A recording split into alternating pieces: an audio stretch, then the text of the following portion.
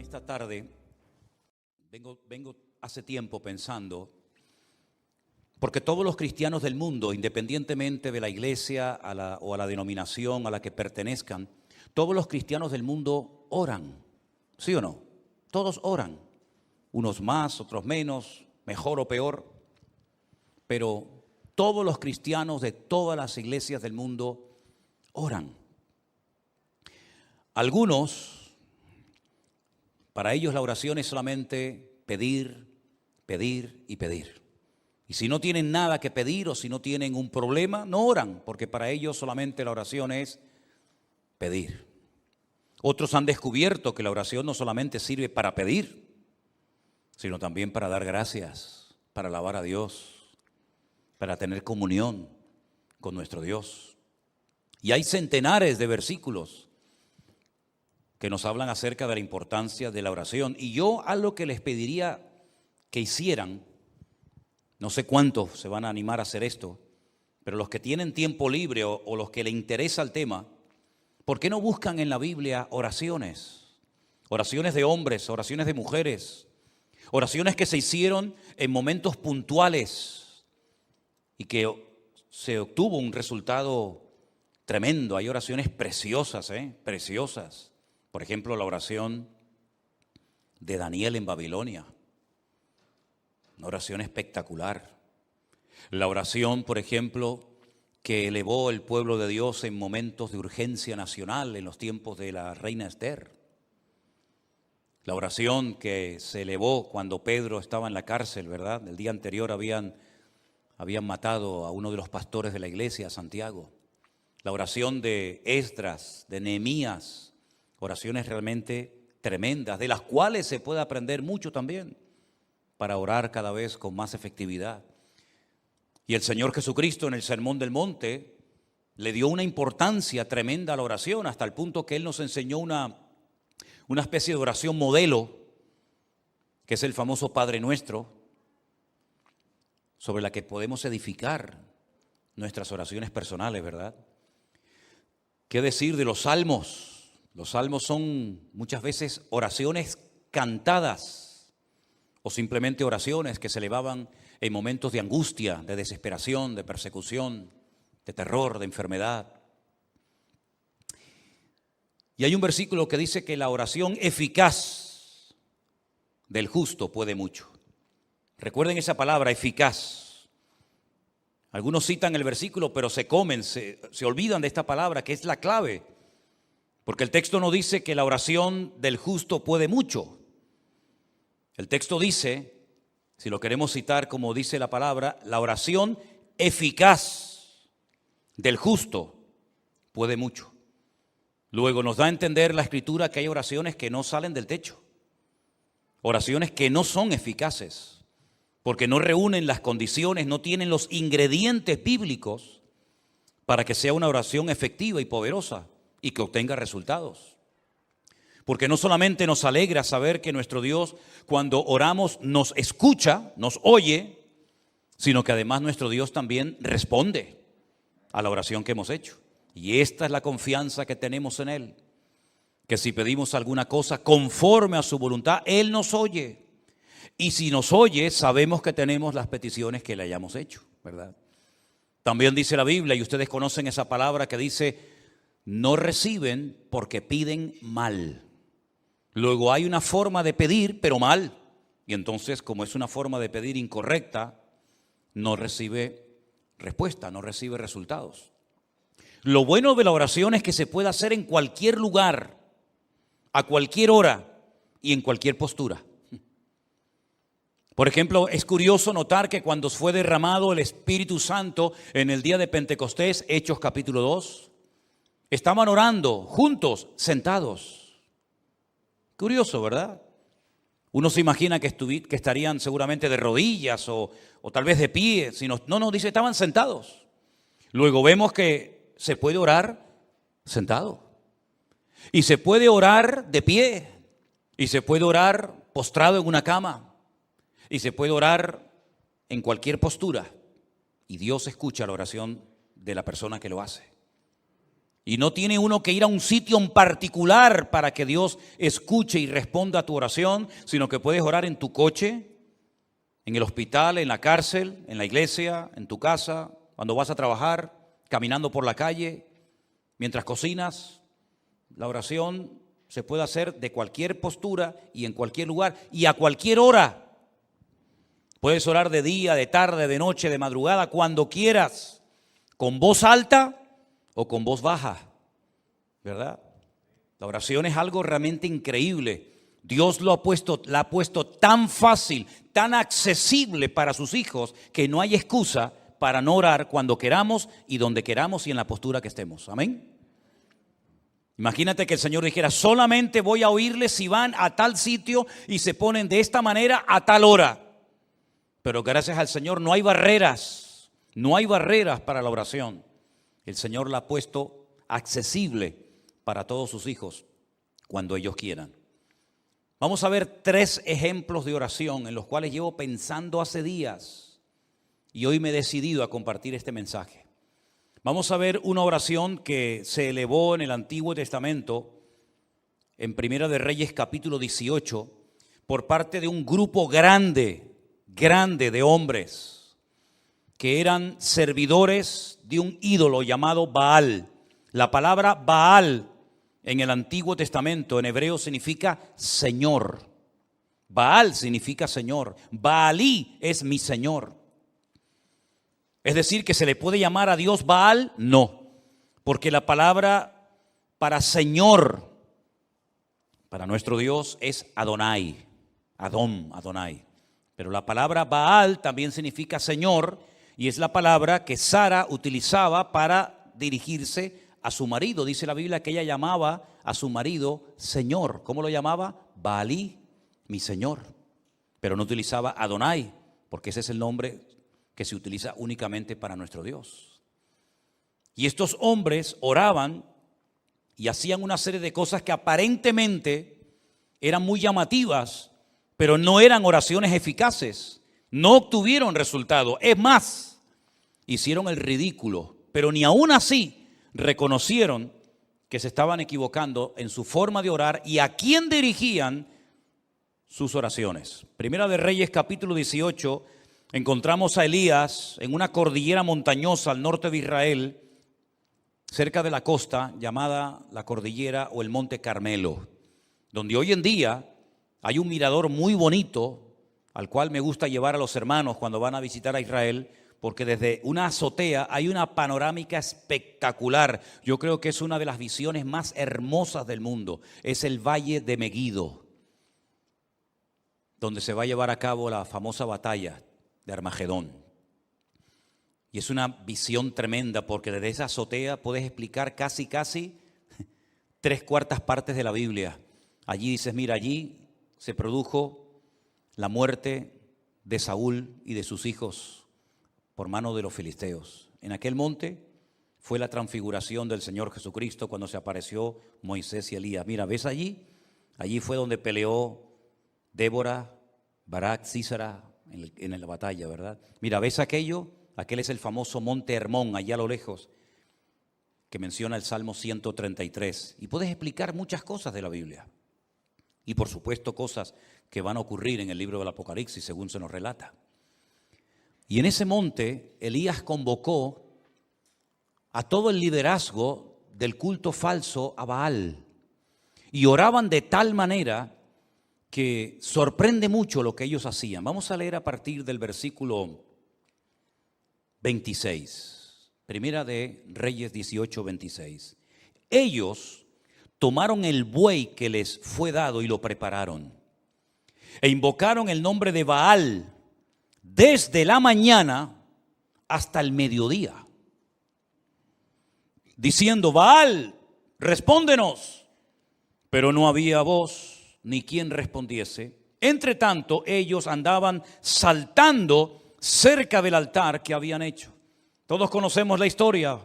Elías le dijo: orad, clamad, invocad a vuestro Dios. Y si vuestro Dios es el verdadero, que responda por fuego, que lo demuestre. Y después yo oraré a mi Dios. Y si Él responde por fuego, entonces mi Dios es el verdadero. Ellos creían, estaban sinceramente equivocados. Ellos creían que si invocaban, si gritaban a Baal, Baal respondería por fuego. Y de hecho lo hicieron. Ellos no dijeron, no vamos a jugar a esto, porque vamos a hacer el ridículo. Déjalo. No, ellos creían que Baal les respondería. No hay nada peor que una fe equivocada. No hay nada peor que una fe puesta donde no se tiene que haber puesto. Ellos clamaron desde la mañana hasta el mediodía, y aconteció que al mediodía, versículo 27, Elías se burlaba de ellos. Y les decía, gritad en alta voz, porque Dios es. Quizá está meditando, o tiene algún trabajo, o va de camino, tal vez duerme y hay que despertarle. ¿Qué sentido del humor tenía Elías, metiéndose, burlándose con ellos? Pero ellos seguían. Totalmente convencidos de que allí Baal respondería a su oración. Y entonces ellos clamaban a grandes voces, como si levantando el volumen su Dios los iba a escuchar más. Y se sajaban con cuchillos y con lancetas, conforme a su costumbre. Se hacían cortes, se abrían la piel hasta chorrear la sangre sobre ellos.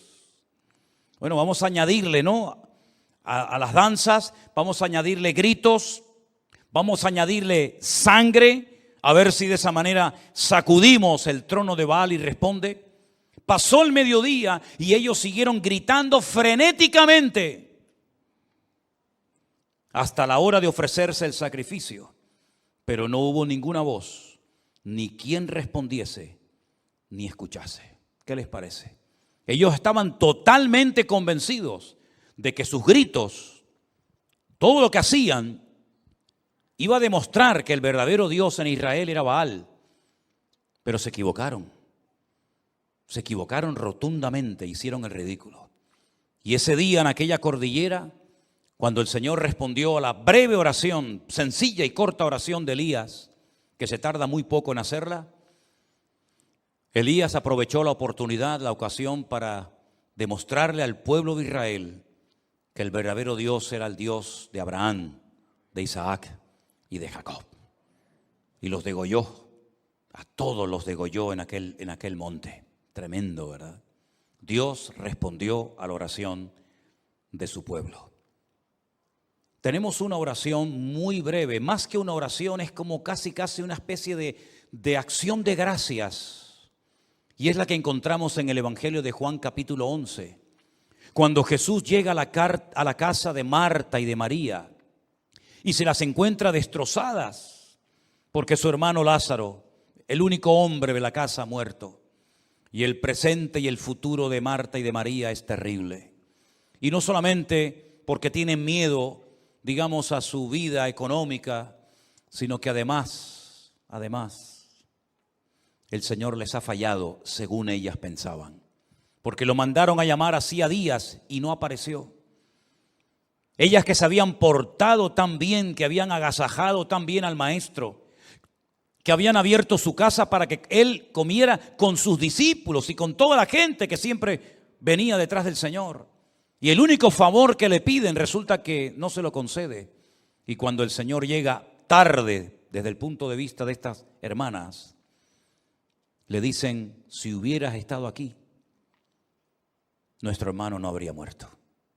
Ya es tarde, ya no hay nada que hacer. Pero el Señor le dice: el que cree en mí, aunque esté muerto, vivirá. Porque yo soy la resurrección y la vida. Y tu hermano resucitará. Cuando llegan al cementerio, el Señor dice en el verso 39, quitad la piedra. Quitad la piedra. Marta, la hermana del que había muerto, le dijo: Señor, hiede ya, porque es de 4 días. Jesús le dijo: ¿no te he dicho que si crees verás la gloria de Dios? Entonces quitaron la piedra donde había sido puesto el muerto, y Jesús, alzando los ojos a lo alto, dijo: ¿cuánto se tarda en repetir, en hacer esta oración? Padre, gracias te doy por haberme oído. Nada. Aquellos estuvieron gritando desde la mañana hasta el mediodía. Hicieron el ridículo. Jesús dice: Padre, gracias te doy por haberme oído. Yo sabía que siempre me oyes, lo sabía, pero lo dije por causa de la multitud que está alrededor, para que crean que tú me has enviado. Y habiendo dicho esto, clamó a gran voz y dijo: Lázaro, sal fuera. Y el que había muerto salió atadas las manos y los pies con vendas y el rostro envuelto en un sudario. Y Jesús dijo: desatadle y dejadle ir. Sin espavientos, sin show, sin crear un espectáculo que podía haberlo hecho, de la forma más sencilla, simplemente dando gracias al Padre, un muerto que hacía 4 días que estaba allí dentro metido, salió caminando, saltando por su propio pie. Algo tienen estas dos oraciones que hemos visto, que es lo que podríamos llamar o clasificar como oraciones eficaces. Los otros no obtuvieron resultados. Los otros perdieron el tiempo. Elías con una breve oración y Jesús simplemente dando gracias obtuvo más que 450 hombres haciéndose daño, gritando como locos y haciendo un espectáculo que fue un auténtico ridículo y que no sirvió absolutamente para nada. Pero una de las oraciones que más me ha llamado a mí la atención es la que hace una mujer. Una mujer que lo lleva pasando muy mal hace años. Y yo he estado esta semana leyendo y estudiando palabra por palabra. Lo he leído en español, lo he leído en hebreo. He consultado 4, 5, 6 o 7 versiones diferentes y he disfrutado muchísimo de la oración de Ana en 1 Samuel capítulo 1. Vamos a leer esta historia, por favor. 1 Samuel capítulo 1, verso 1 dice que había un hombre, un varón de Ramataim de Sofín, en el monte de Efraín, que se llamaba Elcana. Era hijo de Jeroboam, de Eliú, de Tohu, de Suf, Efrateo. Él menciona a todos sus antepasados. Y este hombre tenía 2 mujeres. Y la primera pregunta que surge es: ¿cómo es posible que un creyente ya a estas alturas de la vida, sabiendo lo que la Torá enseñaba y sabiendo que Dios creó a un hombre para una mujer y a una mujer para un hombre, cómo es posible que a estas alturas de la historia de Israel todavía haya personas que tengan varias esposas, en este caso 2? La poligamia en aquellos tiempos estaba muy arraigada a las culturas. Era muy normal que un hombre tuviera varias mujeres. Incluso Elcana, que era un adorador del Dios vivo y verdadero, no se conformaba con una, sino con 2. Luego también tenía 2 suegras, no solamente 2 esposas. El nombre de una era Ana y el nombre de la otra Penina. Y Penina tenía hijos, mas Ana no los tenía. Ahora, había una costumbre que cuando un hombre tenía varias esposas, a una la tenía única y exclusivamente para presumir de lo hermosa que era, y a las otras las tenía para parir hijos, para que de esta manera, digamos, que se pudiera conservar mejor físicamente. Pero también en la cultura de la época, una mujer estéril, una mujer que no podía dar a luz hijos, en aquella época se consideraba una maldición, porque Dios es el dador de la vida y es el que impide, o el que ellos creían que impedía, que una mujer fuera estéril.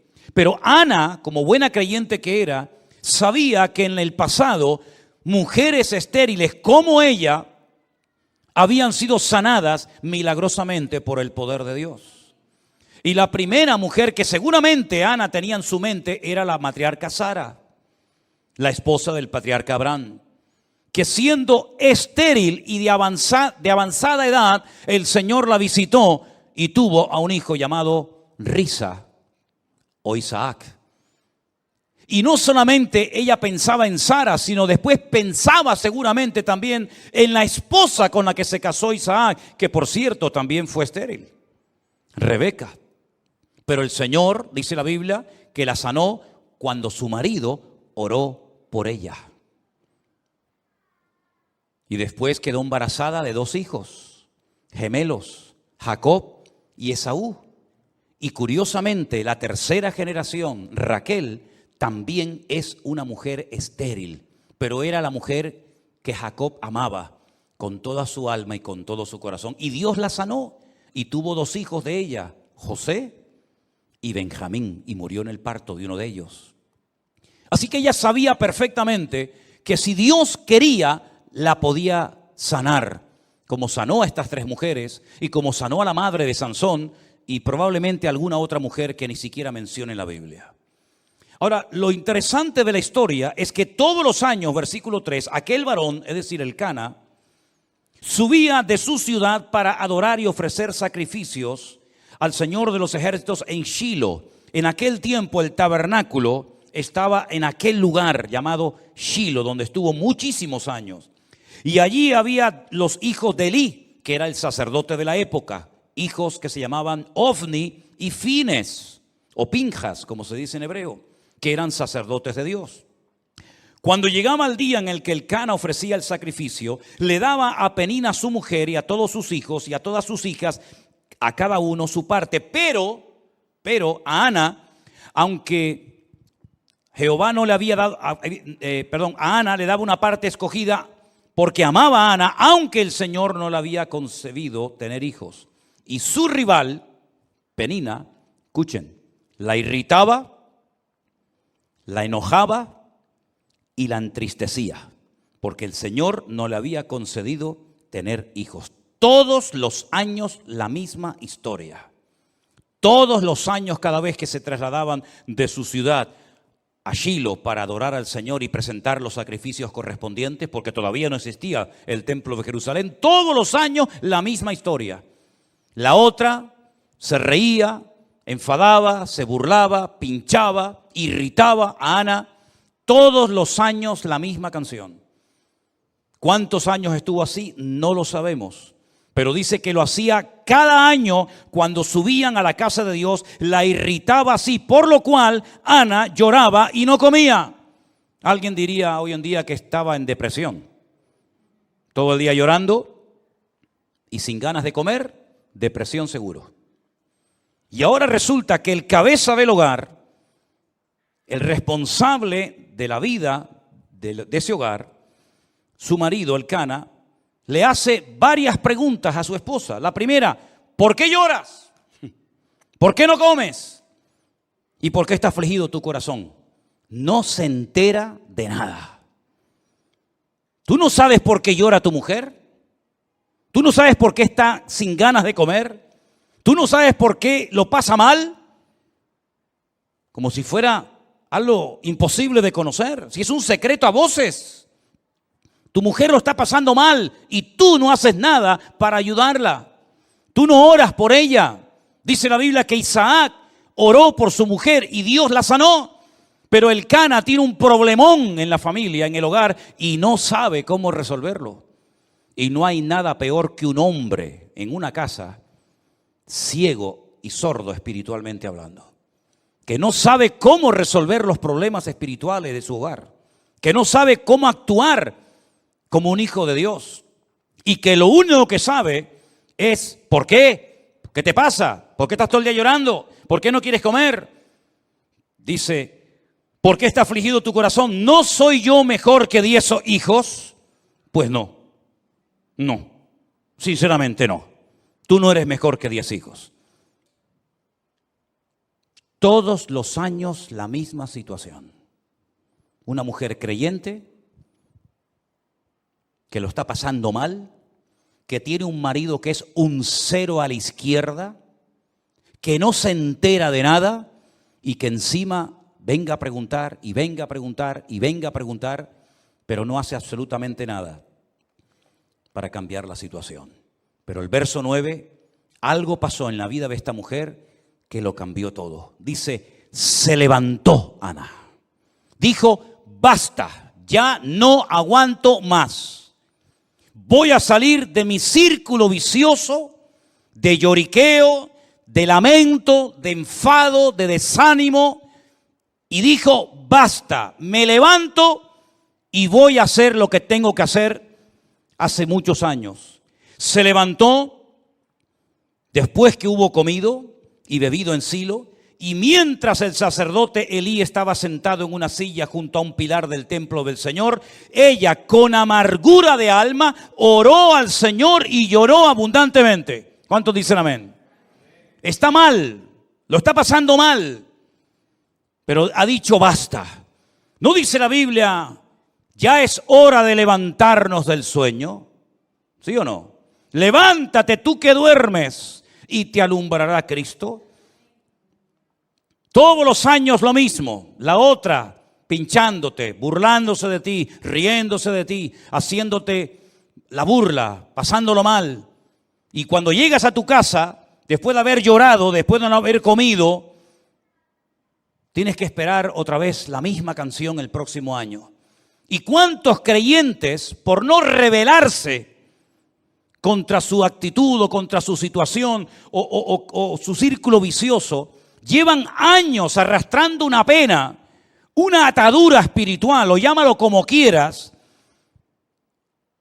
y la situación no cambia, siempre lo mismo, siempre lo mismo. Cuando no lloras, no comes. Cuando no comes, no lloras. Y cuando lloras, no quieres vivir. Y cuando no quieres vivir, y es algo que te tiene como atrapado, te tiene como un esclavo. Reconoces tu necesidad. Eres una persona creyente, lees la palabra de Dios, vienes a la iglesia, pero siempre estás con lo mismo. Y Ana dice que se levantó, y ese se levantó indica basta ya, estoy harta de esto. No voy a seguir toda la vida llorando y lamentándome porque no he sacado nada y se me está yendo la vida.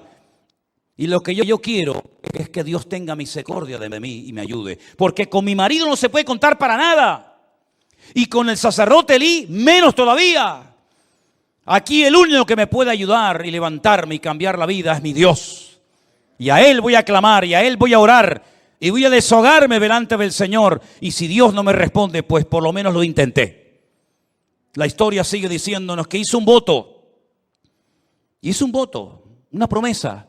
Le dijo a Dios, Dios de los ejércitos, si tú te dignares mirar a la aflicción de tu sierva, y te acordares de mí, y no te olvidares de tu sierva, sino que me dieres un hijo varón, yo lo dedicaré al Señor todos los días de su vida, y no pasará navaja sobre su cabeza. Ese era un voto de nazareo, una persona consagrada solamente para el Señor.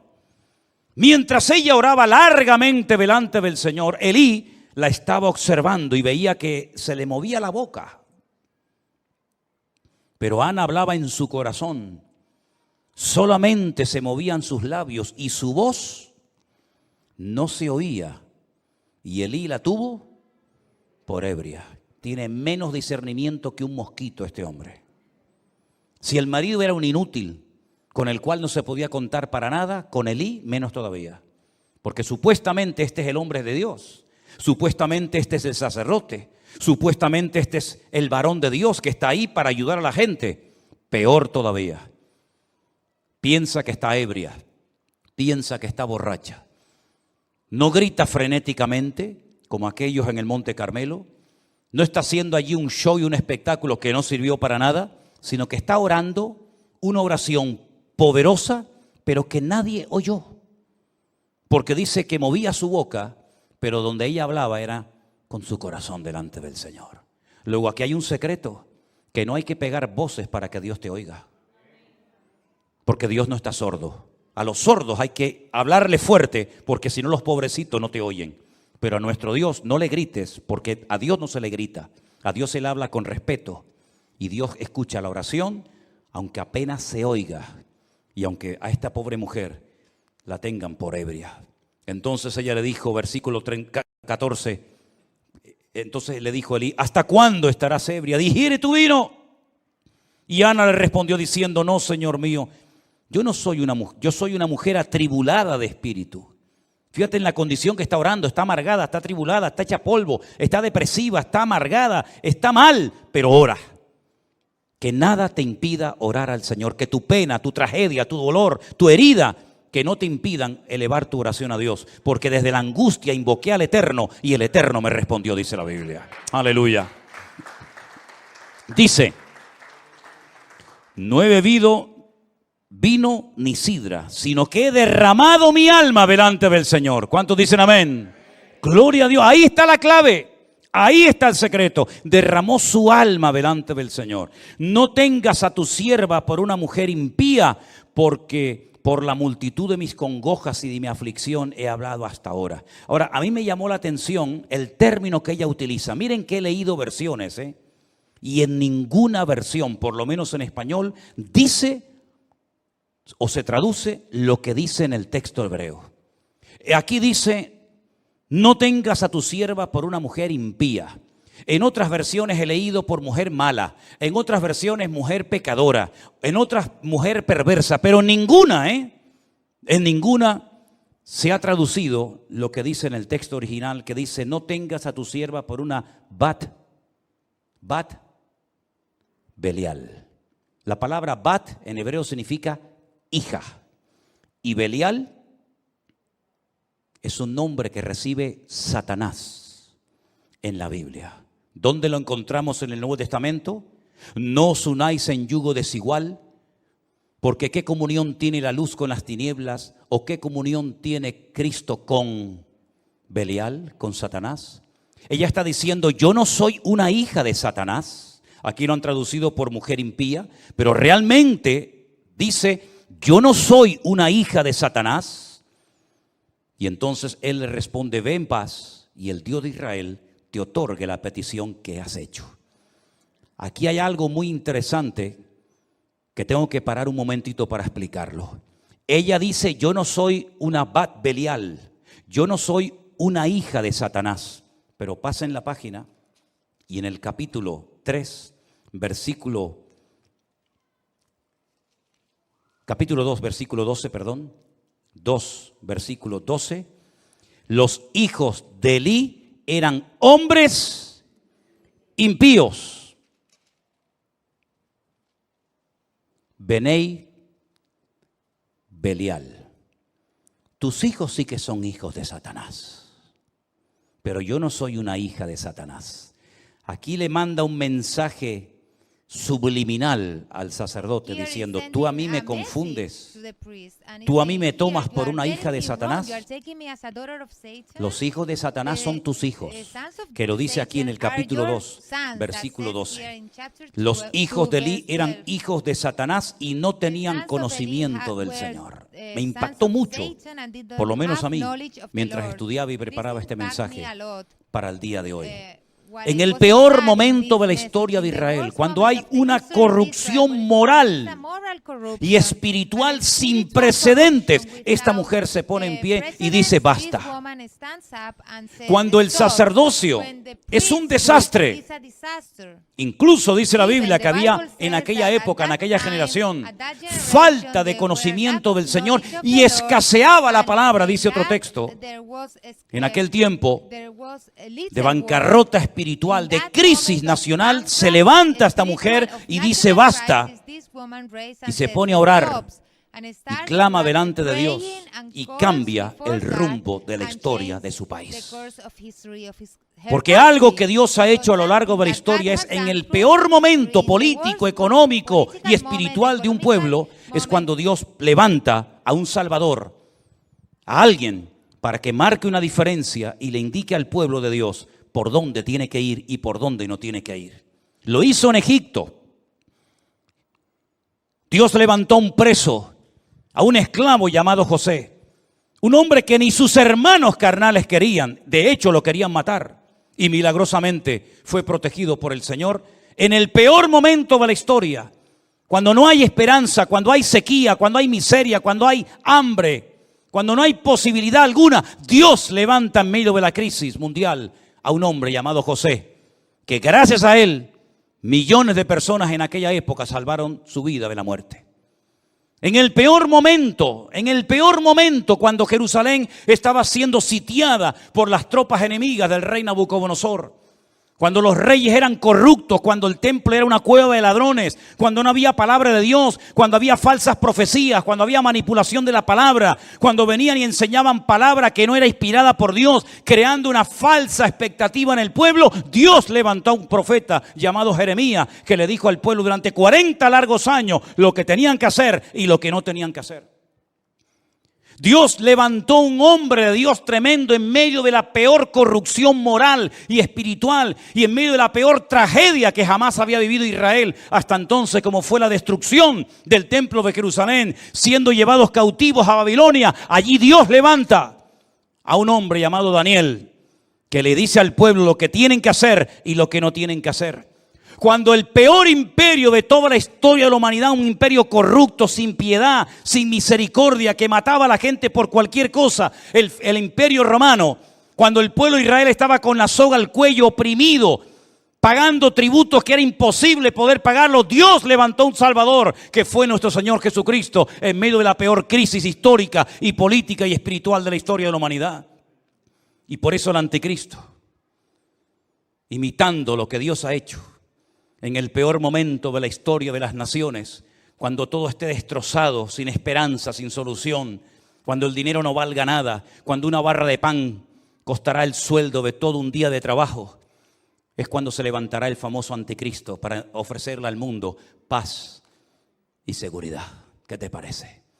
Es en los peores momentos de la historia, cuando escasea la palabra, cuando hay corrupción en el liderazgo, cuando hay falta de palabra, cuando hay manipulación de las escrituras, cuando hay abuso de poder, cuando es un tiempo de bancarrota y de crisis espiritual, Dios siempre levanta a alguien para que marque una diferencia y le diga al pueblo, no es por ahí, no es esa forma, no es esa palabra, sino es por este sendero. Y Dios siempre levantará a alguien para que indique lo que tenemos que hacer en tiempos de crisis y tiempos de necesidad. ¿Cuántos dicen amén?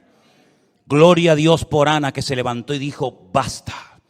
Porque si ese año, con sus llantos, con sus lamentos, con su irritación, con su enfado, con su depresión, si hubiera vuelto otra vez a Ramataín, donde vivía Elcana y la otra, hubiera sido siempre lo mismo, y la historia se hubiera perdido al hombre que marcó una diferencia en la historia de Israel como yo creo como ningún otro.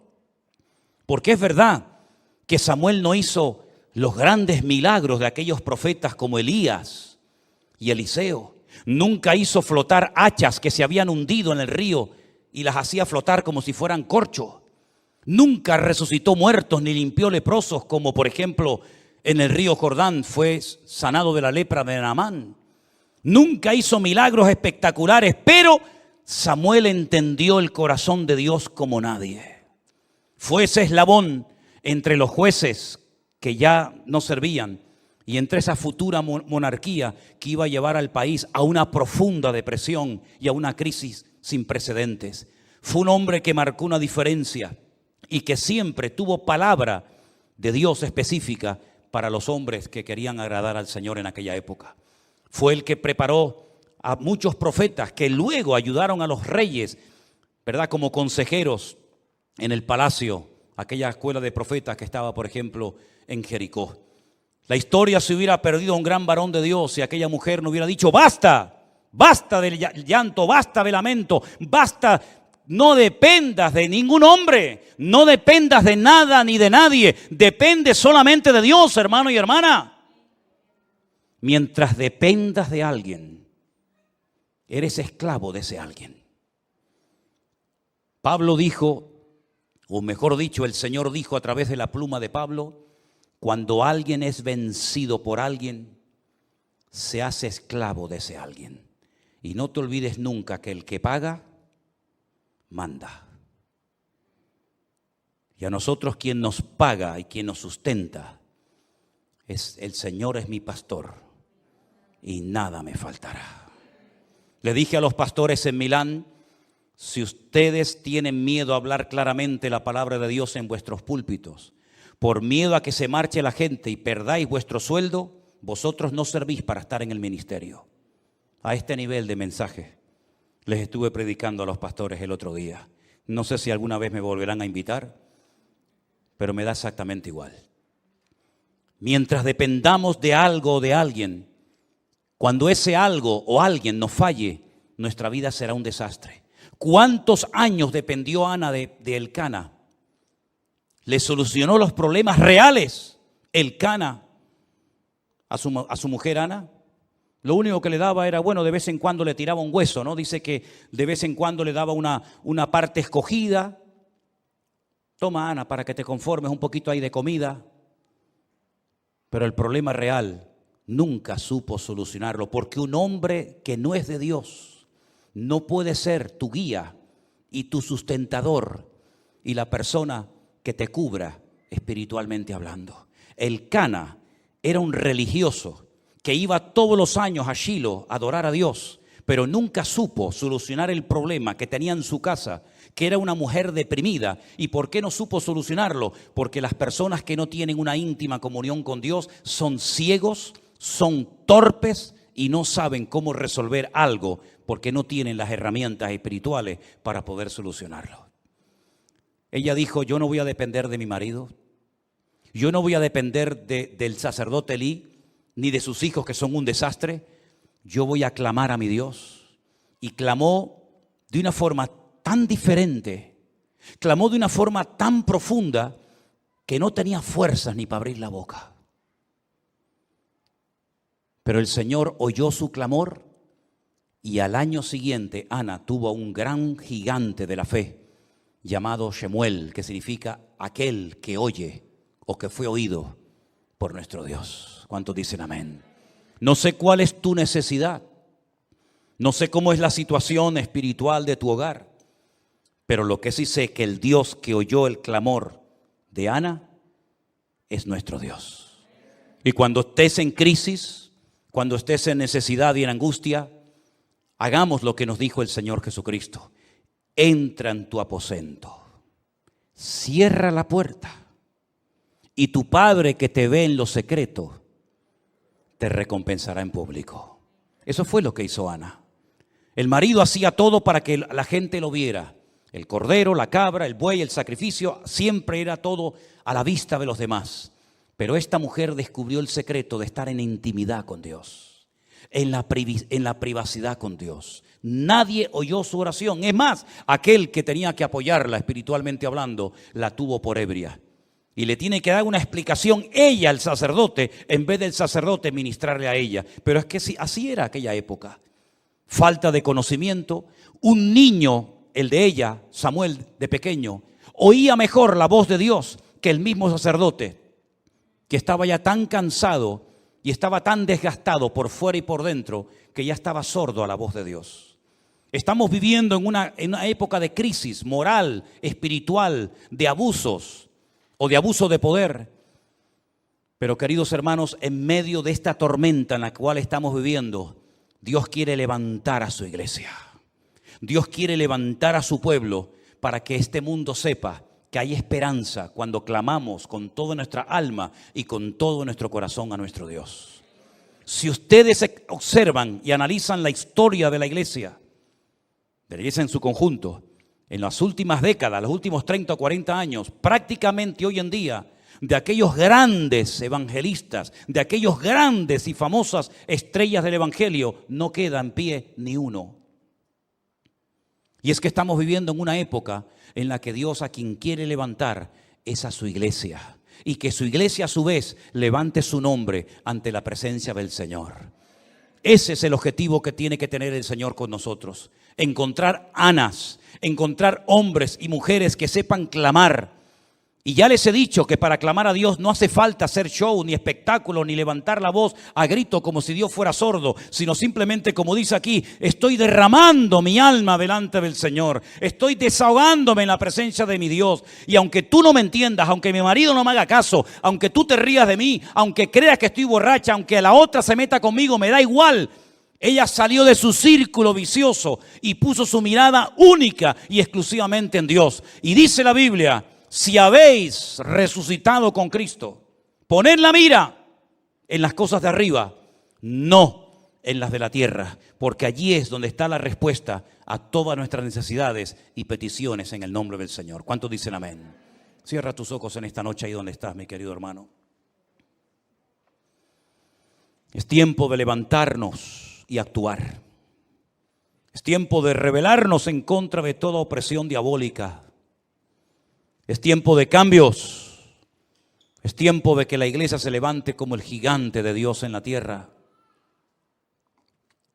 y haga retroceder a las mentiras que el diablo ha esparcido por las naciones de la tierra.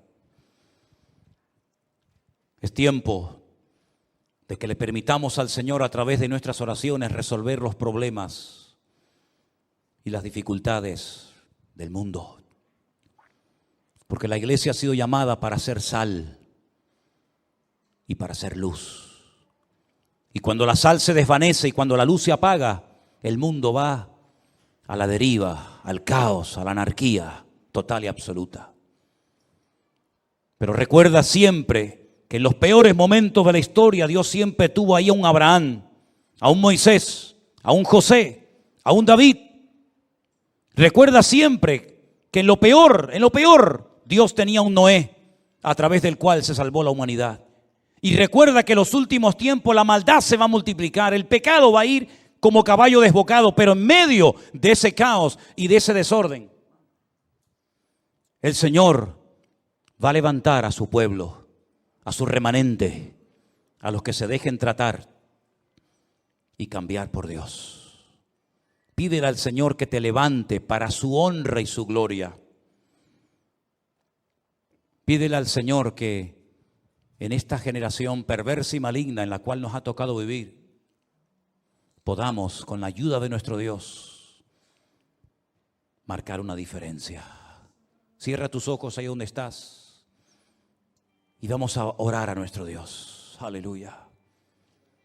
Los tiempos finales serán tiempos difíciles, tiempos peligrosos, tiempos de maldad, de injusticia, de perversión, de bancarrota espiritual. Y es precisamente ahora más que nunca que necesitamos un renuevo espiritual de parte de nuestro Dios. Levanta tu amada iglesia, Señor. Levántate tú que duermes y te alumbrará Cristo. Porque ya es hora de despertarnos del sueño. Porque la noche está avanzada y nuestro amado viene en las nubes para buscar a su pueblo. Durante toda esta semana, queridos hermanos, en cualquier situación, cualquier lugar en el que te encuentres, no dejes de alabar a Dios y de orar a Él. Porque hemos visto en esta noche solamente un ejemplo de cómo una mujer quebrantada, destrozada, desanimada, pasándolo muy mal, se levantó y cambió el rumbo de la historia porque oró y clamó al Señor. Y el Dios de Ana es nuestro Dios. Su poder no ha menguado, su palabra es la misma, pero busca hombres y mujeres que le alaben, que le adoren y que verdaderamente sean capaces de ponerse firmes en el Señor y clamar a Él con toda su alma y con todo su corazón. Vamos a tener esta semana muchas oportunidades para demostrarle a nuestro Dios lo que hemos aprendido en esta noche. Aprovéchelas. Aproveche mañana, lunes, martes, miércoles, toda la semana, en su trabajo, en su escuela, en su familia, toda oportunidad que tenga para alabar a Dios, para clamar a Dios. No recurras al lloriqueo, no recurras al lamento, no recurras a la queja. Cada vez que venga algo que no entiendas, cada vez que venga una circunstancia difícil, como dice aquí, que te irrite, que te enoje, que te entristezca, alaba a Dios. Ponte a orar, alaba a Dios, alaba al Señor, ponte a orar y vas a ver resultados, porque eso es lo que Dios quiere hacer en nuestra vida. Si no hubiera sido por esa situación terrible, Ana nunca se hubiera puesto en pie, jamás. Pero Ana llegó a un nivel en el que dijo, ya no aguanto más. A lo mejor tú todavía no has llegado ahí, A lo mejor diciendo, yo aguanto un poquito más, pues sigue aguantando. Pero cuando llegues al final y digas, ya no aguanto más, entonces es cuando Dios comenzará a sorprenderte, haciendo maravillas en la vida de todos y cada uno de ustedes. ¿Cuántos dicen amén?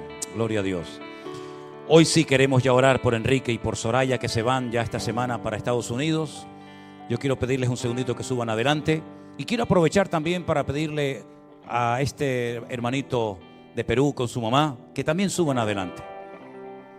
Son hermanos, como dije el otro día, que vinieron expresamente desde Holanda para estar con nosotros estos días de culto. Y bueno, para ellos era como un sueño cumplido, ¿no? Una ilusión el poder estar aquí. Y estamos muy contentos de este esfuerzo tremendo que han hecho de poder estar con nosotros en estos días. Vamos a orar para que cuando se vayan a Holanda otra vez, donde ellos viven, se puedan ir con la bendición de Dios, contentos y agradecidos con el Señor por habernos permitido conocer personalmente. Vengan, hermanos, pónganse por aquí. Gracias al Señor. Gloria a Dios. ¿Quieren decir algunas palabras para despedirse? Porque hoy es el último culto que están ustedes, ¿no? Así que, hermano, aprovechen. Amén. Gracias a Dios por toda esta oportunidad que me dio de poder alabar juntos el nombre glorioso de nuestro Dios Todopoderoso, y que sigamos siendo de impacto a las naciones, porque esa es la misión que Dios nos ha dado. Id y predicad el Evangelio a todas las naciones, en el nombre de nuestro Señor Jesucristo. Gracias por todo ese amor que nos han dado y por todo el amor y el cariño que podemos sentir. Lo bendecimos y le amamos en el amor del Señor Jesucristo. Gloria a Dios. Gracias, hermano. Hermana querida, despídase. Su oportunidad. Sí. Gracias a Dios realmente de haberme permitido venir a compartir la preciosa palabra con sus santos y sus santas y con nuestro amado pastor, ya es nuestro pastor. Así que estamos muy agradecidos, seguiremos orando como había dicho, hemos estado orando y seguimos orando, ¿no? Muchísimas gracias a ustedes que puedan estar abiertos sus corazones de cada uno de ustedes para que sigan adorando, y no solo para ustedes, ¿no? Sino para todos los que están escuchando. Muchas gracias, pastor, muchas gracias, amada Elena, amada, los amo a todos y estoy muy agradecido y muchas gracias. Amén. Gloria a Dios, gloria a Dios. Qué lindo, ¿no? Hermanos aunque ellos son de Perú, pero están viviendo en Holanda. ¿Hace cuánto tiempo? 20 años. 20 años en Holanda, gloria a Dios. Pues ellos nos han conocido a través de las redes sociales y sintieron en su corazón venir para estar aquí con nosotros en estos días. Y la verdad que a mí todo esto me impacta tanto, ¿no? Porque hermanos que no conocíamos personalmente, que hayan sentido en su corazón, como otros que han venido a veces de Estados Unidos, de Francia y de otros lugares, para estar aquí en la iglesia con nosotros, realmente es algo muy, muy impactante, de lo cual tenemos que aprender mucho, todos y cada uno de nosotros, de verdad. Estaremos orando ahora por ellos, y también nuestro hermano Enrique y su esposa Soraya salen esta semana para los Estados Unidos, donde van a estar viviendo. Y bueno, yo quiero que ellos se despidan y también vamos a orar por ellos para que el Señor los guarde en este viaje. Enrique. Dios los bendiga, hermanos. No quiero pensar que es la última vez. Afortunadamente está la iglesia virtual. Ya estuve en la iglesia virtual 3 meses, principio de este año, cuando estuve en Miami. Es una iglesia muy organizada, muy ordenada. Se asiste al culto, pero también está la noche de oración, también está la noche de la vida cristiana, también está la noche en que la reunión que se hace con hombres y mujeres, entre parejas también. Entonces, no voy a llorar, no voy a llorar, porque sé que voy a poder estar con la iglesia a través de la iglesia virtual. Y también sé, pastor, y su señora esposa, la hermana Elena, sé que Dios mediante vamos a poder vernos en los meses de abril y mayo, tengo entendido, ¿no? Espero, mayo y junio, espero poderlos ver y ojalá nos vemos en Orlando y en Miami, si es posible. Así sea, si es la voluntad de Dios, ¿verdad, Enrique? Sí, y la verdad que yo quisiera dar gracias a la familia pastoral, a todos, y a toda la iglesia por el acogimiento que hemos tenido aquí en la iglesia. No voy a decir nombres porque a lo mejor se queda uno detrás y después es el problema, ¿no? Y la verdad que nos hemos sentido muy bien, muy, ¿cómo decirlo? Han sido todos tan amables. Y en la oración, en la predica que estaba dando, en la enseñanza que estaba dando usted hoy, yo me acordaba de una oración muy grande que en la Biblia, que siempre mi esposa y yo la llevamos, como digo yo, pegada, que está en Primera de Crónicas, capítulo 4, versículo 10, que es la oración de Jabez. Y Jabez oraba al Señor y le decía: Señor, bendíceme y extiende mi territorio y aparta de mí al enemigo para que no me dañare ni me hiriere, ¿no? Y el Señor lo bendijo y le concedió todo lo que él quería, ¿no? Entonces, nosotros cuando hemos hecho esa oración entendemos que ese extender nuestro territorio es adquirir conocimiento, sabiduría para poder llevar la palabra del Señor a cualquier parte del mundo, ¿no? Y ahí estamos. No me quiero despedir, quiero decirle un hasta luego, si puede ser. Me emociono mucho porque ha sido una estancia de 2 años muy buena. Ay, Señor, gloria a Dios. Vamos a orar en esta tarde por nuestros hermanos. Que el Señor les guarde, les bendiga, les use, donde quiera que se encuentren. Somos miembros de un solo cuerpo. Hay una sola iglesia. El Señor Jesucristo tiene una sola iglesia. Los hombres la dividen, le ponen nombres, le ponen títulos, pero el Señor tiene una sola iglesia. Es su cuerpo, la cual ama, sustenta y cuida cada día. Y qué bueno formar parte de ese cuerpo de Cristo que es la iglesia, ¿verdad? Oramos por nuestros hermanos para que ellos en Holanda, nuestros hermanos ahora en Estados Unidos, podamos sentirnos en un mismo sentir, que a pesar de la distancia,